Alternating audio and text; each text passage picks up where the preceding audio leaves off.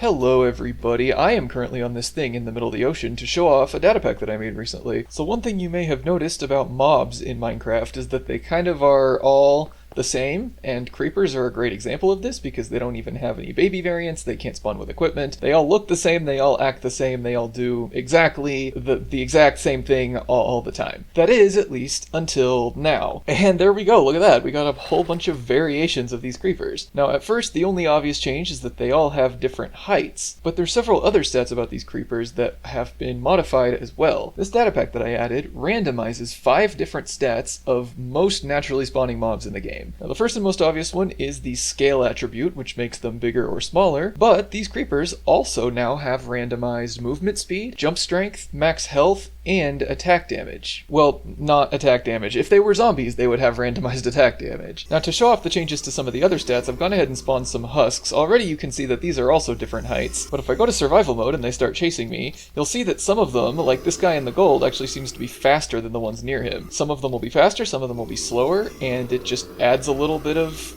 interestingness to your encounters with entities in Minecraft. Yeah, at this point they very clearly obviously formed a line of the fastest one at the front and the slowest ones at the back. So yeah, that's pretty cool. Now like I said, this data pack adds random variations to 5 major stats of most naturally spawning entities in the game, but it's also highly customizable. So if I go ahead and set the sidebar to display this objective called mobstats.range, you'll see basically the full range of customization that is available with this pack. All these values here on the sidebar represent the range at which the stats can be modified, and the numbers are given in percentages. So you can see that the max attack damage is 20 and the min attack damage is minus 20, which means that any mob that has a melee attack, such as these husks over here, can have up to a 20% increase or a 20% decrease in their base attack damage. And similarly, the size of the mobs, which is controlled by scale, can be between plus 15% and minus 15%. Now these stats can be edited freely, and that is why I've saved them as scoreboard objectives. So if you wanted to change the max and min size, for example, that these mobs could take on, all I'd have to do is change these values over here. So if I say scoreboard players set, and then let's say scale.max, mobstats.range, which is the name of the objective, and if I set that up to 1600, which is the absolute maximum, then you will see that now the max scale of mobs is 1600, which is 16 times their base size. I could also do a similar thing for scale.min and set it down to like negative 100,